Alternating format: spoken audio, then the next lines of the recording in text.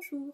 Aujourd'hui nous allons parler d'une méthode traditionnelle de patchwork qui a été récemment remise au goût du jour par une créatrice américaine.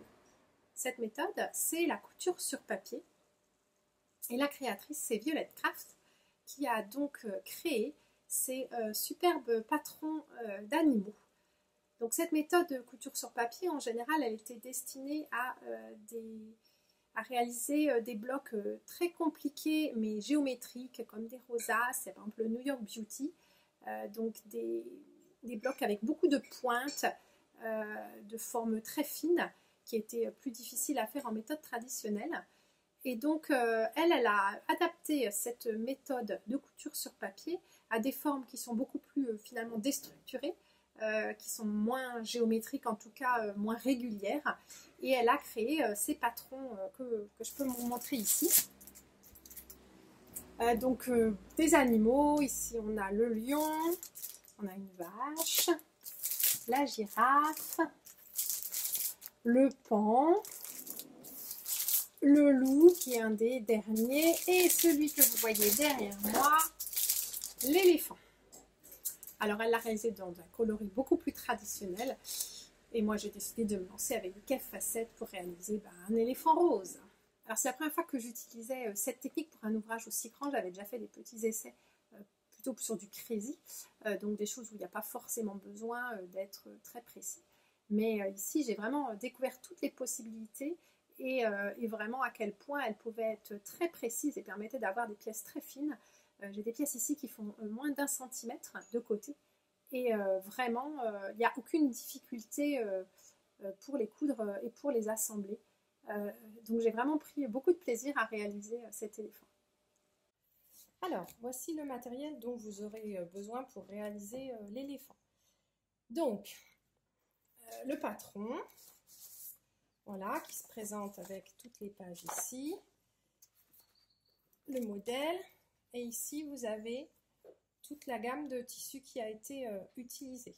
Alors moi, j'ai décidé de ne pas le faire dans ces couleurs-là. Donc voici la gamme que j'ai choisie. J'ai utilisé ici les couleurs de référence de la gamme pour en fait faire un dégradé qui soit identique. C'est très important de respecter les couleurs claires, les couleurs moyennes, les couleurs foncées et le côté dégradé parce que c'est ça qui va vraiment donner la profondeur à votre éléphant et puis lui donner son volume et qu'il soit bien lisible. Donc il vous faudra aussi des ciseaux à papier pour découper, un cutter, des aiguilles. Et puis vous allez devoir commencer par photocopier l'ensemble du patron pour ne pas, d'abord parce qu'on ne peut pas utiliser l'original puisqu'il est recto verso. Et puis de toute façon ça vous permettra aussi de pouvoir ensuite le réaliser. Pour ma part, je l'ai photocopié à 70% de réduction, ce qui va me permettre du coup d'avoir quelque chose un peu plus petit. Alors c'est un petit peu plus compliqué sur les toutes petites pièces parce qu'elles sont vraiment fines, mais c'est faisable surtout avec cette technique de couture sur papier. Donc le patron il se présente comme ça. Ici vous avez donc toutes les pièces.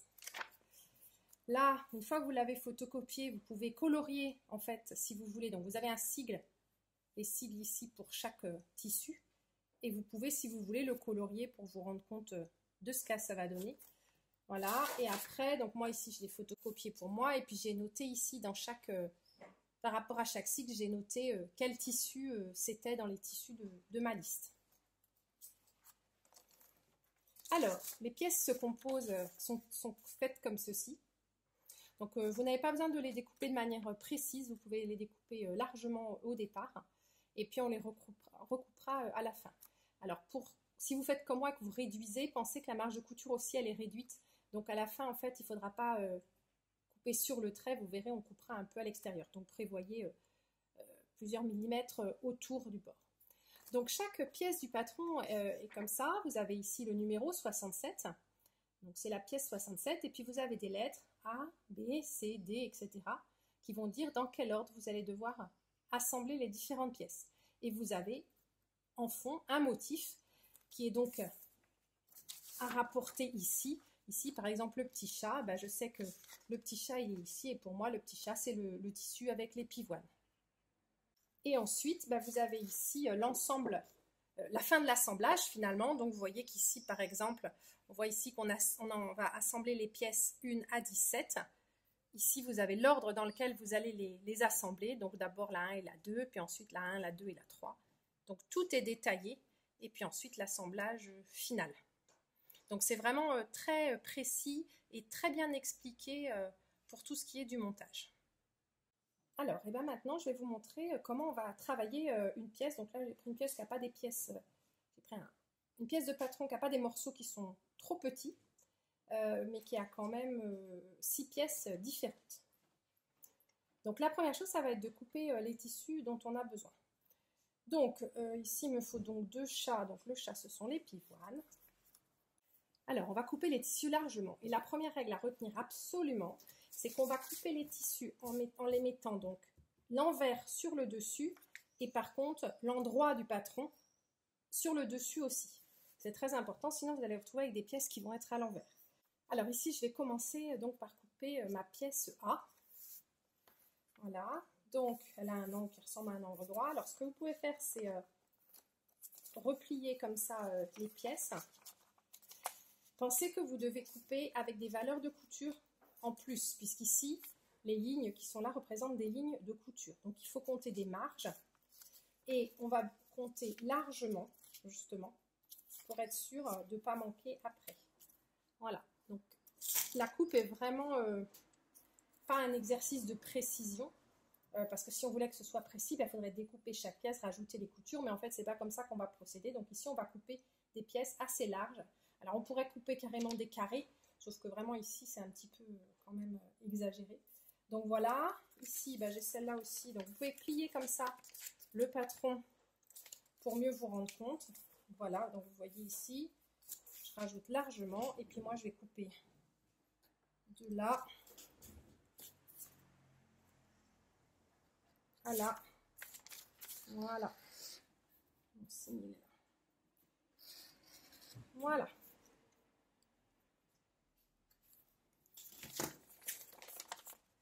Ce que je fais pour que mon travail aille plus vite, c'est qu'en fait, je vais couper tous les tissus d'une pièce. Et puis ensuite, je vais aller monter cette pièce. Donc ici, on a voilà, celle-là. Donc ce que je fais après, c'est que je les épingle rapidement, comme ça je sais quelle pièce est quelle pièce. Donc on va continuer. Ici, on a cette grande pièce-là. Voilà, pareil. Donc là, j'ai plié dans l'autre sens pour me rendre compte rapidement de la taille dont j'ai besoin. Voilà, ici, je fais comme ça. Et là, hop.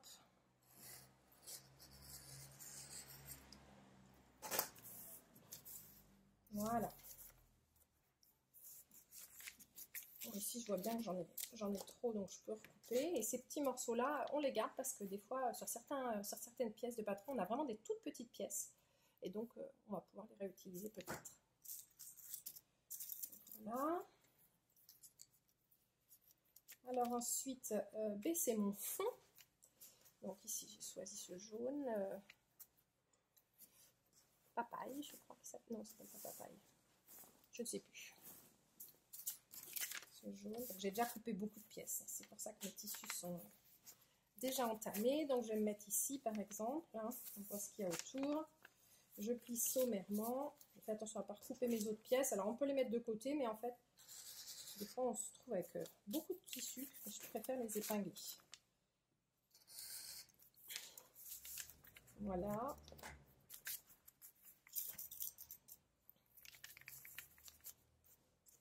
Hop. Alors, ici, il me faut des étoiles. Donc, c'est ce tissu-là. Alors, je ne sais pas du tout où est-ce qu'il va aller, ce morceau. On s'en occupe vraiment pas. On suit juste les instructions. Puis c'est après, à l'assemblage, on verra à quel endroit on va le poser dans l'assemblage final. Je vais me mettre ici. Hop. Donc ça, c'est la ligne que j'ai pliée. Je rajoute un bon centimètre et demi de largeur. Ici, pareil, je vais plier sommairement. Ça paraît ça a l'air d'être un petit peu le bazar quand on prépare ça. Mais en fait, il faut bien identifier la pièce que vous voulez, voyez, voilà, la pièce que vous voulez faire. Et puis du coup, on va étudier la taille qu'il faut. En plus, je travaille sur un tissu qui est déjà coupé, donc je profite des coupes qui existent déjà. Voilà, donc lui c'est lui. Donc les pièces ont l'air grandes, mais c'est vraiment important. Vous verrez tout à l'heure qu'il vaut mieux avoir des pièces trop grandes que des choses trop justes, parce que sinon on galère.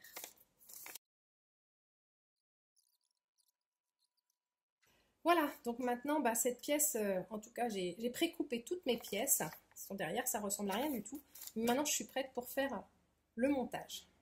Alors, pour installer votre poste de travail, je vous conseille vivement d'avoir juste à portée de votre machine, d'avoir une petite plaque avec votre cutter et juste à côté votre fer à repasser, parce qu'en fait, à chaque couture, il va falloir couper, repasser. Donc, c'est vraiment important que vous puissiez avoir tout à portée de main. Et alors, moi, en plus, j'utilise une chaise à roulettes, comme ça, je suis à la machine et j'ai juste à me glisser sur le côté pour couper. Ça m'évite de me lever à chaque fois et du coup, je gagne du temps. Alors, donc pour faire ce premier morceau, je vais commencer par enlever mes épingles. Maintenant, je sais bien où sont mes pièces. Là. Je vais juste laisser la pièce du milieu, la A. Donc on voit bien ici l'ordre dans lequel je vais devoir monter les pièces. Donc je vais faire la A, ensuite je vais monter la A avec la B. La couture est là. Ensuite je vais monter ici la C, la D, la E et en dernier la F. C'est très important de respecter l'ordre qui a été donné parce que sinon vous n'allez pas pouvoir monter les pièces.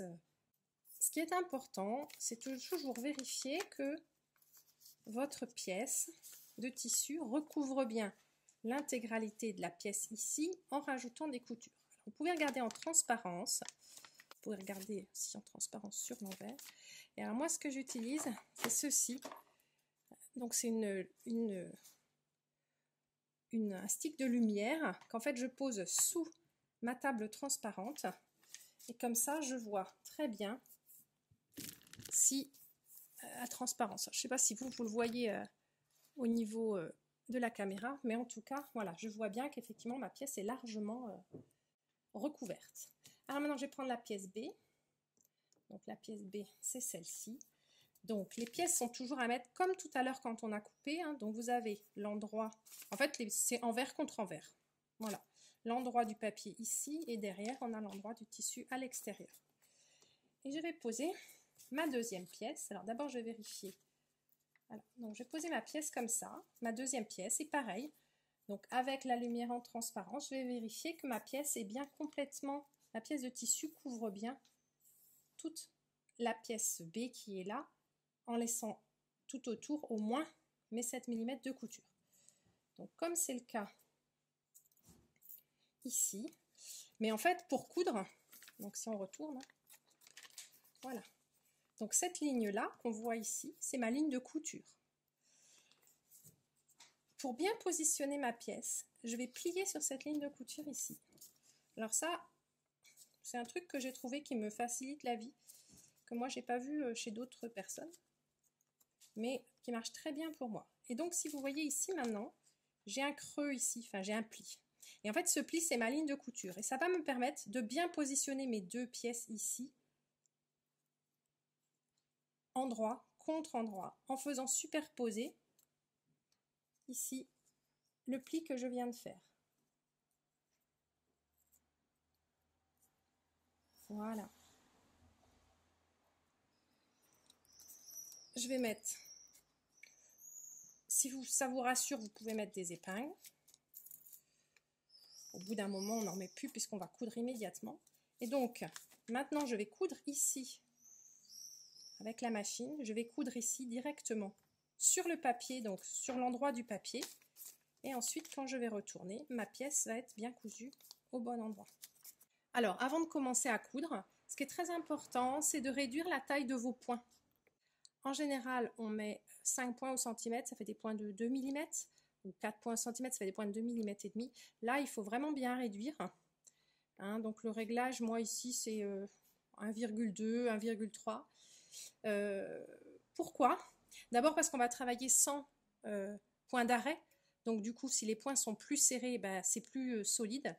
Et puis aussi parce que comme ça va nous aider ensuite à enlever le tissu plus facilement parce que du coup, ce sera plus facile à déchirer parce qu'il y aura plus de petits pointillés.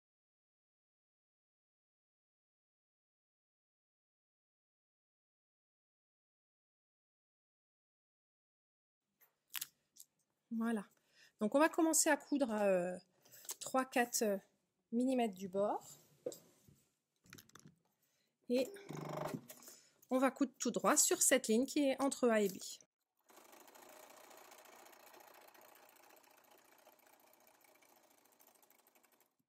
Et là, pareil, je vais continuer sur 3 ou 4 mm. Je ne fais pas de point d'arrêt. Voilà. Maintenant, je peux enlever mes épingles ici. Si on regarde ici, j'ai bien cousu sur la ligne et je suis exactement au bon endroit. Alors, une fois que j'ai fait cette couture, avant de passer à la prochaine pièce, ici, si vous regardez, on a des valeurs de couture qui sont très importantes. Il y a presque 2 cm, c'est pas régulier. Et donc, ici, on va couper. Alors, sur beaucoup de tutos qui utilisent donc la méthode de la couture sur papier, ils utilisent une règle pour faire des coutures qui soient à 1/4 d'inch. Sauf qu'en fait, pour moi, ça n'a pas vraiment de sens, puisque de toute façon, elle est déjà cousue. La couture est déjà cousue, donc il s'agit juste d'enlever le surplus de couture. Mais si ça a fait 4 mm ou 8, ça n'a pas beaucoup d'importance. Donc là, je ne sors pas la règle et je vais juste au hasard, à l'œil, on va dire. Voilà, couper le surplus de couture.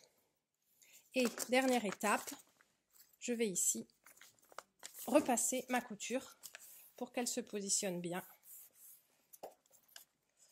Voilà. Et puis maintenant, on passe à l'étape suivante. Donc ici, c'est la pièce C.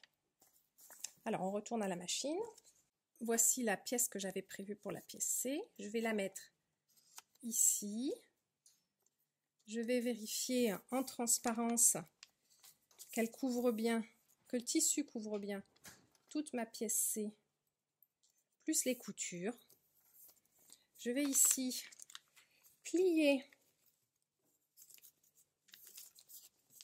sur la couture avec les 2 épaisseurs de tissu. Je marque juste avec mon ongle. Et ici, je ne sais pas si vous voyez, mais en fait, on a bien la ligne qui est marquée. Et maintenant, je vais juste, hop, retourner mon tissu endroit contre endroit parce que c'est quand même comme ça qu'il faut faire la couture. Voilà, je vérifie que je vais bien jusqu'au bout de ma couture. Voilà. Donc vous pouvez mettre des épingles, mais comme on coud tout de suite, moi je le tiens juste comme ça. Voilà, hop. Et je le retourne directement. Et là je me mets ici. Pareil, je vais commencer ici à 5 mm.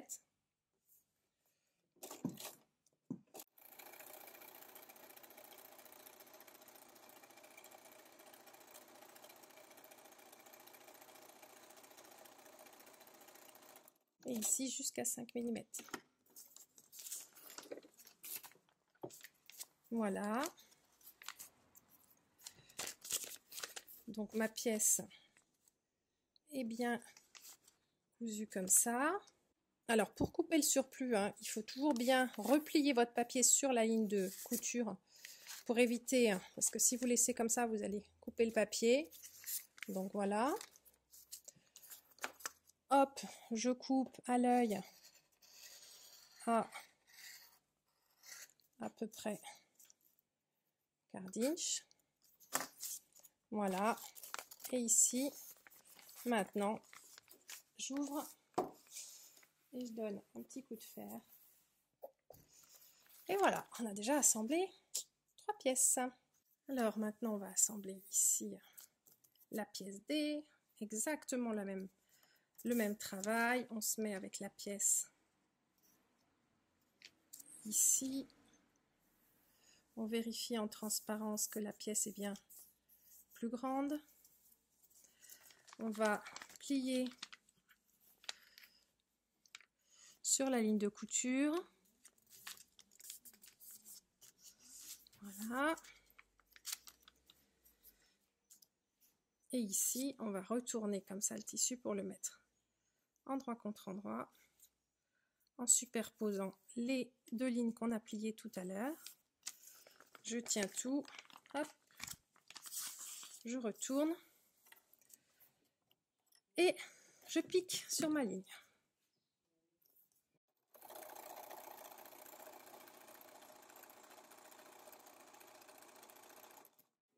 Pareil, je m'arrête à 3 ou 4 mm après le trait.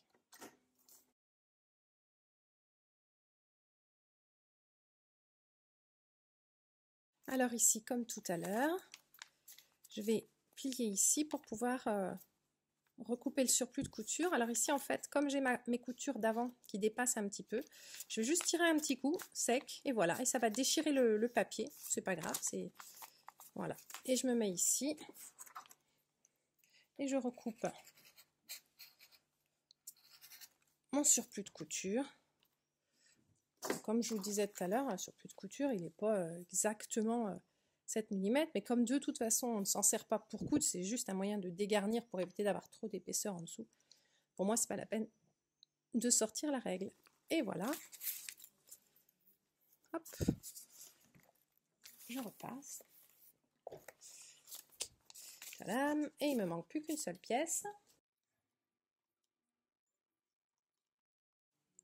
Je superpose mon pli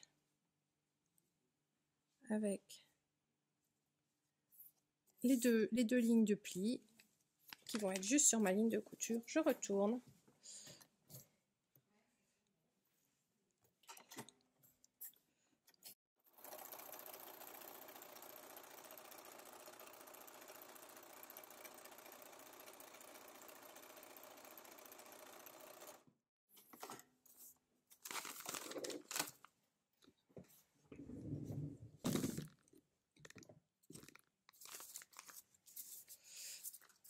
Ici, je tire un peu, je plie mon papier et hop.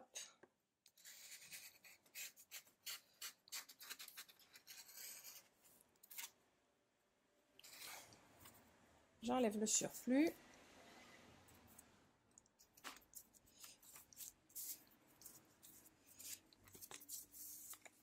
Je remets mon... Alors, quelque chose que j'ai oublié de vous dire, repassez toujours sur le tissu et pas sur le papier. Pourquoi? La principale raison, enfin pour moi la principale raison, c'est que ici, en fait, vous êtes sur des photocopies. Quand on repasse des photocopies, souvent, ça salit le fer. La chaleur, surtout quand c'est des photocopies, enfin quand c'est du laser, ça réagit à la chaleur. Du coup, ça va mettre du noir sur votre fer et après, ça mettra du noir sur vos tissus. Et puis, vous pouvez aussi des fois, quand ça arrive qu'on est à découdre, on peut avoir rescotché son papier et si vous repassez sur le scotch, c'est pas une bonne idée. Donc prenez cette habitude, en plus comme ça vous voyez mieux ce que vous faites, de toujours repasser côté tissu. Voilà. Et donc une fois que votre pièce est finie, en fait, vous ne devez jamais voir le papier. Alors ici on le voit un tout petit peu, mais en fait comme j'ai une grosse marge, ça va. Mais une fois que, voilà, les tissus doivent dépasser du papier. Et alors la prochaine étape, ça va être, avec là pour le coup la règle et le cutter, de recouper ici à 7 mm du bord pour avoir des bords nickel pour pouvoir ensuite assembler cette pièce avec les autres pièces. Et puis vous allez continuer à faire, donc là vous voyez je suis à la pièce 67, ça veut dire que j'ai commencé à 1 et en fait je crois qu'il y a 95 ou 99 pièces différentes alors qu'ils sont tous de tailles différentes, certaines ont des gros morceaux, d'autres ont des tout petits, certaines ont 2 morceaux, d'autres en ont 15, hein. Mais donc, vous allez procéder exactement de la même manière pour toutes vos pièces. Et puis, on se retrouve après pour l'assemblage. Alors, maintenant, on va s'intéresser à l'assemblage des grandes pièces. Donc, voilà ici quelques pièces. Donc, j'ai d'abord coupé au cutter tout autour, donc à 7 mm du bord. Et donc, ici, ces pièces-là, donc je suis... l'ordre, donc ici je suis là, 59, 60, 61. Donc, pour assembler ces pièces, là pour le coup c'est très simple, c'est de la couture classique. Donc on va mettre ces pièces-là et on va les coudre endroit contre endroit. Donc ici sur le modèle, les pièces sont représentées sur l'envers, côté papier. Donc c'est comme ça ici que moi je vais les assembler. Donc ici le 59 s'assemble avec le 60. Donc je vais mettre mes pièces de manière classique, endroit contre endroit. Voilà. Alors, je vais laisser ici, comme je sais qu'il va y avoir 7 mm, je sais que ma couture va arriver jusque là et normalement je serai bien. Et pour vérifier, vous pointez votre aiguille ici, voilà, et vous regardez derrière si elle ressort bien, pile poil dans l'angle. Voilà, vous pouvez les mettre comme ça. On peut faire pareil de l'autre côté. L'aiguille ici.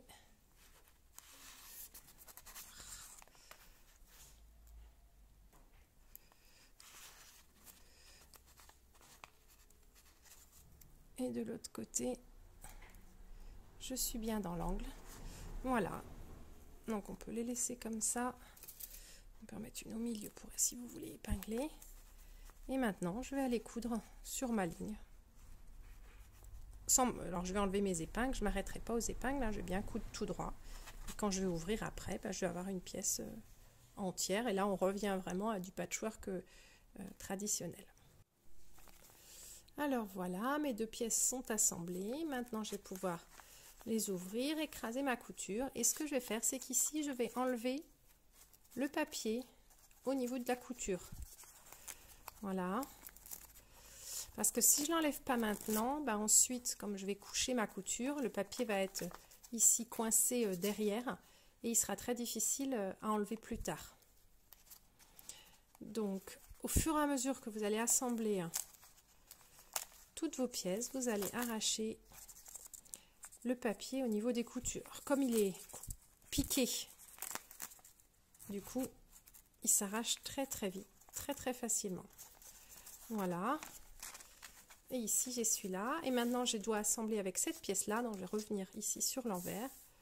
Voilà, la pièce 60. Et de la même manière ici. Alors, quand vous avez des pointes comme ça ou même des grands morceaux, faites bien attention que votre pièce de papier et votre tissu sont bien épinglés ensemble quand vous allez coudre et qu'il n'y ait pas, par exemple, un décalage comme ça qui peut arriver assez vite. Donc, en sécurité, ce que vous pouvez faire, c'est mettre une épingle comme ça. Et en tout cas, quand vous allez, donc, puisqu'ici, je vais assembler ici, quand vous allez poser vos côtés ici, endroit contre endroit, et voilà, vérifiez bien donc que vous avez toujours ici. Donc là, vous pouvez éventuellement déplacer votre épingle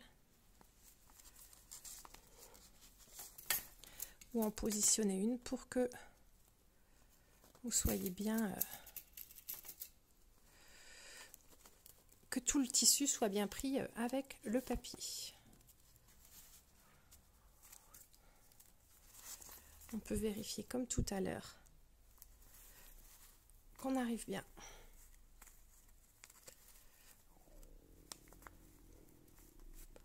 Voilà. Hop. Vous couchez la couture du côté que vous voulez. Et c'est parti, encore une couture à faire. Et voilà, un nouvel assemblage ici. De la même manière que tout à l'heure, je vais enlever le papier au niveau des coutures. Continuez d'assembler les différentes pièces en suivant le diagramme du patron. Vous allez obtenir 6 grandes pièces comme sur la photo. Surtout gardez les papiers vraiment jusqu'à ce que tout soit assemblé, comme vous pouvez le voir ici. Et puis ensuite, enlevez les papiers qui vont se retirer facilement parce que comme ils ont été cousus, ça va se déchirer suivant les pointillés des coutures. Et puis quittez ensuite votre éléphant et bordez. Et voilà, j'espère que vous aurez pris beaucoup de plaisir à le faire, que ce soit l'éléphant ou d'autres modèles d'ailleurs, et que maintenant la couture sur papier n'aura plus de secret pour vous. À bientôt!